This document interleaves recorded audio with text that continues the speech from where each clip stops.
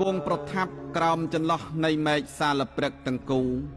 បែរព្រះសិរសាទៅទិសឧត្តរបែរព្រះភ័ក្ត្រទៅទិសខាងលិចត្រាស់ថាតថាគតនឿយហត់ហើយនឹងផ្ទុំហើយក៏ទ្រង់ផ្ទុំជាអនុដ្ឋានស័យយាគឺផ្ទុំហើយមិនក្រោកទៀតទេគឺត្រង់ទីកន្លែងនិព្វានអ្នកវិហារនេះហើយដែលព្រះពុទ្ធបដិមាបរិនិព្វាននេះមានប្រវែង6ម៉ែត្រមួយតឹកកសាងតាំងពីសម័យព្រះបាទធម្មមាសោកទុកជាគ្រឿងសម្គាល់ថាជាទីកន្លែងព្រះសាស្តាចារ្យយាងចូលព្រះបរមនិព្វានដោយអនុបាទិសេសនិព្វានធានគ្រានោះសាលព្រឹកទាំងគូចេញផ្ការីកស្គុះស្គាយខុសរដូវកាលជ្រុះរុះរយចុះមកកាន់ព្រះសរីរៈរបស់ព្រះសម្មាសម្ពុទ្ធបរមគ្រូជាម្ចាស់នៃយើងដើម្បីបូជាផ្កាមន្តិរវៈលំអិតនៃច័ន្ទដែលជារបស់ទិព្វក៏ធ្លាក់ចុះមកពីអាកាសាវិហានុភាល័យដើម្បីបូជាព្រះតថាគតដោតន្ត្រីក៏ជាទិព្វក៏ប្រគំឡើងក្នុងដែនអាកាសដើម្បីបូជាដល់ព្រះពុទ្ធអង្គព្រះមានព្រះភិក្ខជាម្ចាស់ត្រាស់នឹងព្រះអនន្ថា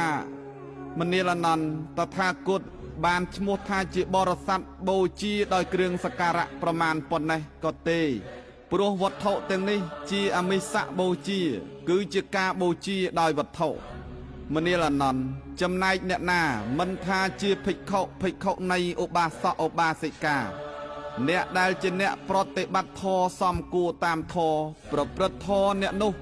ឈ្មោះថាបានធ្វើសក្ការៈគោរពបូជាចំពោះតថាគតដោយធម្មបូជាដែលជាការបូជាដ៏ឧត្តមឧត្តមគ្រានោះព្រះឧបវាណៈឈរបក់ផ្លិតនៅចំពភៈព្រះអង្គមានព្រះតម្រាស់ថាឲ្យឧបវាណៈកិច្ចចេញព្រះអនន្តសង្ស័យទូលសួរដល់ហេតុនោះចំពោះព្រះពុទ្ធអង្គទ្រង់ត្រាស់ថាដើម្បីបើកឱកាសឲ្យពួកទេវតាបានចូលមកគាល់ដោយចិត្តព្រោះថា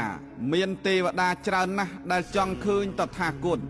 ហើយឧបវាណៈភិក្ខុនោះគឺជាអង្គព្រះអរហន្តទេវតាមិនអាចមើលឃើញតថាគតបានទេព្រះអនន្តទូលសួរថាក្នុងបច្ចុប្បន្នភិក្ខុពីទិសផ្សេងនាំគ្នាមកគាល់ព្រះអង្គនឹងបានឃើញព្រះអង្គកាលព្រះអង្គបរិនិព្វានទៅតើពួកទូលព្រះបង្គំនឹងមានវត្ថុអ្វីសម្រាប់ជាទីគួរឃើញព្រះអង្គដើម្បីរំលឹកដល់គុណព្រះអង្គព្រះដ៏មានព្រះភិក្ខទ្រង់ត្រាស់តបថា